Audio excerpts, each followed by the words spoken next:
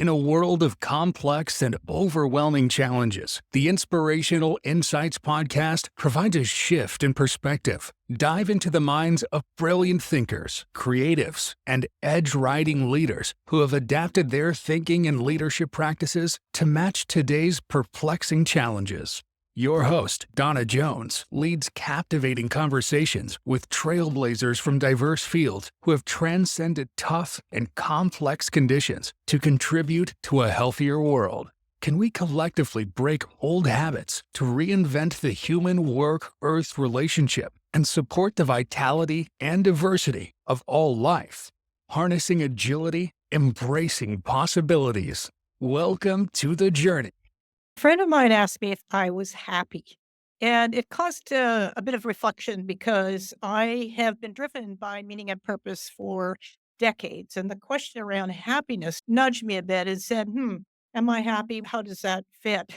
It turns out, according to Mind Magic by James Doty, that research psychologists did in 2013 shows happiness and meaning and purpose aren't necessarily tangled up. In this episode, what I'm going to do is look at how adversity can strip off all of this extraneous stuff on the outside that defines you and really give a chance to step forward in the most real way you possibly can. I'll also be sharing some of the inspiration that I've used, looking at the backstory behind inspirational insights.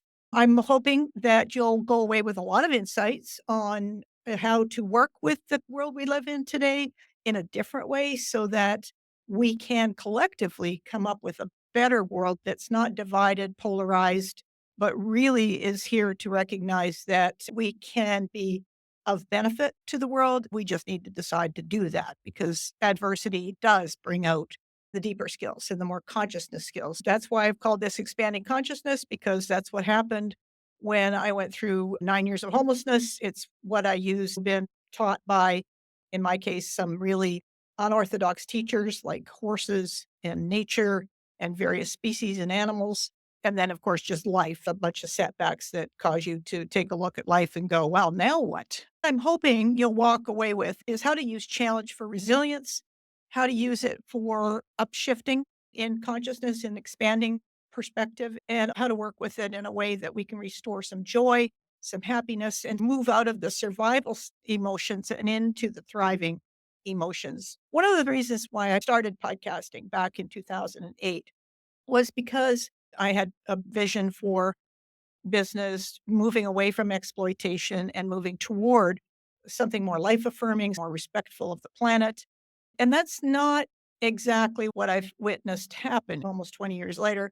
I'm here to rethink how business performs its role and really to look at each individual and say, this is a role that we can play. What I'm observing, and this may prove surprising for younger generations if you're listening to a boomer talk about this, the younger generations coming in, the highly creative folks who think differently are the biggest asset to business right now. And that's because business needs to change. It's not a matter of young people trying to conform to the rigid business structures of the past. It is a matter of the rigid business structures of the past getting tossed out completely and getting a redesign that's more fit for the world. That's potentiality sitting there for all of us, is to get these systems and processes in business to be more adaptive, to break down the rigidity, and essentially to restore humanity, but more than humanity, to restore care and compassion for all species. That's my purpose, and that's what gives me meaning. And that's what has gotten me through multiple injuries, 9 years of homeless, more recently, an aneurysm. Those of you who have been listening to my program for a while may have noticed that my publication went from twice a month down to one a month. And that's because in January of 22, I had a brain bleed. It was a subarachnoid hemorrhage, meaning it wasn't in my brain exactly. It was hard to experience because you wake up with a blank slate. Not the first time a blank slate has been available to me, but definitely a different version of it. And so the healing process is one that I just had to back off the production side of my podcast and just do one a month. For adaptive agility, My inspiration has always been coyotes. When coyotes were first, in North America at least, they occupied much smaller space than they do now. I think they were in 13 out of the 49 United States. My experience with them as a kid, extremely intelligent, they have a trickster spirit to them. They like to play and they're very, very adaptive. Coyotes occupied that small space, and then humans came along. The persecution, attempted annihilation, genocide, if you will, of a species, it has been relentless. And to be honest, I've never understood it. I used to ride horses as a kid, and I'd come across coyotes. They denned in the front yard of the acreage that I lived on. Mama coyote would carry the pups across the yard from one den to the next den. Never was there an issue. I come across them kayaking in the Baja, where they took all the gear that we had outside the tents and put it in the middle of the island. They're incredibly creative. They're very curious. They can be playful, but they can be also serious. And in response, we have shot them from the air, we've poisoned them. The things we've done are barbaric. You might find coyotes here. I haven't never seen them, and I've been here 30 something years. That doesn't mean they're not here. It just means they're super smart about when they come out and how they hunt and everything else. As a kid, I used to run across them riding my horse, and they pretty much ignored me because when you're on a horse, you don't look as dangerous as you do when you're on the ground. One of the fascinating things about coyotes and their adaptive capacity is that in addition to expanding their range, they also have grown in size and in intelligence, which is something that humans opted out of for some reason. I did a search on perplexity.ai, which is my current go-to for research, and there were several companies that did some lower level survival stuff for getting through the early days of COVID. For example, ExxonMobil got a $9.5 billion bailout and then gave its CEO over $10 million in 2020. They spent $14.9 billion on shareholder payouts and meanwhile cut 1,900 jobs. Marriott International secured a $3.6 billion bailout, laid off thousands of hotel workers, but gave their CEO a salary in 2020 of $8.9 million. Boeing received a $25 billion backdoor bailout, cut more than 26,000 jobs. CEO received stock options worth an estimated $21 million. That's the opposite of adapting. That's called desperation, survival, and greed at the bottom tier of the dark side. There's no doubt in my mind that fear of loss would have propelled a lot of those sketchy decisions. There's always a choice. You don't have to operate out of fear.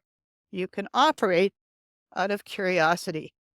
This is I think, the great opportunity that we have across generations to flip the switch on running away from things, running away from fear in particular, and to transcending the old systems and designs of how things are done around here and the way things work to something that is more regenerative in character, definitely more aware and responsible of impact, particularly on the other species and the life support systems that we need for survival, but all the other species need as well.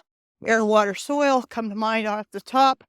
But of course, it extends far larger than that because it's diversity, biodiversity, so many layers to the complex world we live in that cannot be simplified into cut staff and you will save money. No, cut staff and you cut loyalty, you cut talent that you hired, you cut a lot of things, and mostly you break trust. To be absolutely clear, when I talk about cutting staff, I'm not talking about it as a right or wrong thing to do. There's often a need to do that from time to time, but the real opportunities in being very aware of why you're doing it. Is it to avoid dealing with the fear of losing something, or is it to take an opportunity to gain by changing the approach you take to your decisions in that moment?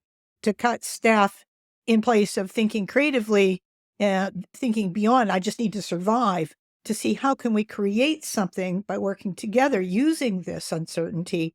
That's to me the optimum moment for expanding consciousness, to go beyond not trusting yourself or the people you work with and saying, yeah, I'm going to trust that we could do something better than just cutting and destroying the trust that we've hopefully worked hard for.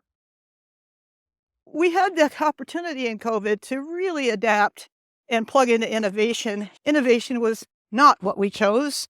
In fact, there was a backlash, which basically means all that creativity that was sitting in the Gen Z, Gen X, Gen Y generations and older ones, if they're still functioning at that level, was missed. The opportunity to collaborate across generations, the opportunity to do something better with these pattern interruptions, like a COVID pandemic, which blew things wide open and allowed us to try something else.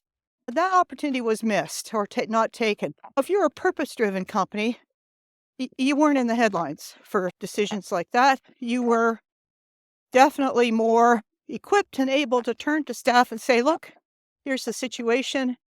We need to work together. What might that look like? And turn it to staff to come up with some creative options for avoiding the kind of nonsense that shareholder-driven dynamics produce, like the ones I was just describing, for just 3 out of several companies that were listed in the Perplexity report. Coyotes have adapted when they're under pressure. Weird behavior comes forward, and we react by shooting them instead of figuring out how to give them an easy out. We tend to react by shooting everything, but certainly the coyotes and any apex predators that are responsible for keeping ecosystems healthy, we have a tendency to kill them. Their reaction is intelligent. They bring forward a high level of adaptive capacity and agility, something I think we can learn from. That's why I started podcasting in '08, because you could see that we needed to adapt, and we needed to adapt much more quickly than we were doing. However, it means having to face fears. It means having the moxie, I'll be use a internet friendlier word, to have the moxie to try something else. Face those fears and say, what are you here to teach me? What exactly am I fearful of? Because fear is really useful when it's not used to contract, run, and hide. It is very useful for tipping you off to something that you need to be aware of, like a risk of some sort, but one you can also work with and make calculated and wise decisions. What that means is that we as a species need to look across a we platform. From a consciousness point of view, we have a verticality of consciousness that has a little funnel. I use Richard Barrett's from Value Center Lab. He's got a little image that goes kind of skinny in the middle. It looks like a waistline, somebody else's waistline, not mine. And the top part is being in service. There are companies that function that way, by the way. And the bottom part is very survival level emotions, survival level actions and behaviors. Generally, when we see dark stuff going on in the world, it's on the limiting side. In the way in which COVID unfolded, facing your fears took a back seat in a big way. There was just reacting to fears. The opportunity that adversity gives us, the adversity of the world we live in and the weird stuff that's going on today, bringing out polarization, is to use adversity to really go deep into what has meaning and purpose. How can I be of service to the world? Facing the fears is an essential step. It doesn't much matter whether it's you personally or a company that is afraid of going out of business or afraid it's not making enough money. Many companies' motivations are force based, forcing you to return to office, to force you back into the office, even though it's not good for your well being or healthy. The stats that just came out from Gallup are disturbingly telling. The disengagement rate is ridiculous. So that tells you a lot about the choice not to adapt, the a deliberate choice. Otherwise, it's an unconscious choice. And that it's a decision to not adapt. The design of the processes and systems we have in organizations is for force. That said, we can use any structure as long as we let go of control and come into a more distributed model that can help you get things done with less stress. The old systems are dying. The old traditional model of command and control went a long time ago. It means that if you're a young person coming up through the cohort, you're a nonlinear thinker. I'm one. There are many, actually, and they cut across generations. My generation learned to be linear because you had to function. I can't work in an organization. I've tried it. It's too noisy for me. Uh, I'm sure a number of people also share that. Linear thinkers that have these sequential steps that must be followed. You put them together with the nonlinear thinkers, and you've got a way to solve big problems because nonlinear thinkers bring ideas in that synthesize from different fields. By merging these different and diverse ways of thinking, seeing, and perceiving the world, we can come up with some pretty innovative solutions. You can't do superficial stuff. You just can't play with the surface, move the furniture around, and think you've made a big move. You have to commit to facing those fears, dealing with them, moving through them. On the other side of that, we get out of the emotions that have to do with survival and into the emotions that have to do with thriving. That's joy, that's happiness. It's all of the things that give a sense of aliveness in the morning. These systems and processes business has been relying on since the industrial period are broken.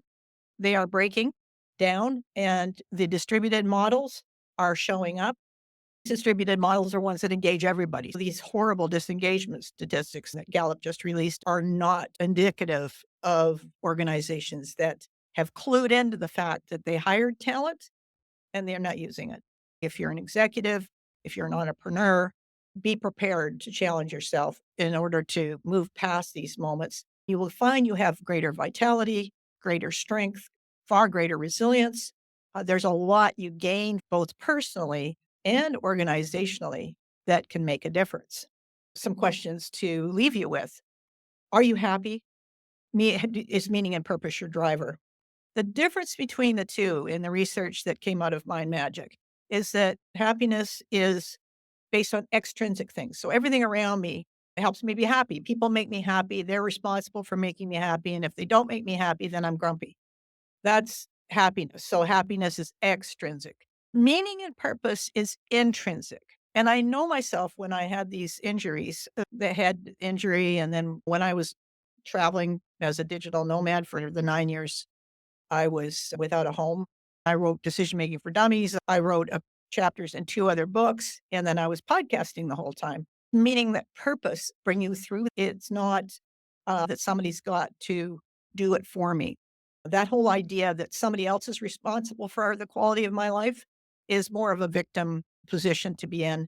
That's just not the place to be in a world that's radically changing. Facing your fears allows you to move from victim state where everything is done to me to more of a co-creative state where I work together with others to create prosperity on every level. So it's not a conditional thing, which I've heard on LinkedIn. It's not conditional on when I make my money, I can be creative. No, no, no. When you're creative, you can get to where you want to be. So this is very much around being aligned with your purpose and what has meaning for you. So I wanted you to think about what motivates me. Is it meaning and purpose or just happiness? You can't have both. This is a live stream because I have to cut the time I put into production down significantly. The head injury, this last one, gave me a higher level of sensitivity, which is lovely for certain things, but not when you're in front of technology because the head just goes. I'm looking for 10 people willing to participate in a beta program of Revive and Restore. This is a custom designed cohort for skills that I've used. They're all science backed. There's also a part that has to do with the human spirit. And I incorporate that as well. Initiative, sense of control, and outlook on life are the 3 dimensions. I'm looking for 10 people. It would be a 50% off program where we co-design things, and then you walk away with a greater fluency with uncertainty, much greater fluency for how to recover and work with adverse conditions, and also a greater ability to be very Zen-like because it's a whole body process that you'll experience. I want to thank you very much for being a listener and for your support over the years. And I hope you'll continue. I'm shifting over to live stream because it minimizes the amount of time I put into production. I hope this has helped give you some insight into why this time is challenging. It's probably the biggest and best opportunity we'll have to become more connected to ourselves, more aligned with what has meaning and purpose for you, and to know how to get through some tough challenges in order to be of positive benefit to the world and to shift contribution to something much more positive and a lot less destructive. My name is Donna Jones. Thank you very much for listening. Have a look at what I've put in the show notes and connect on the link to join the expression of interest for the beta program for Revive and Restore.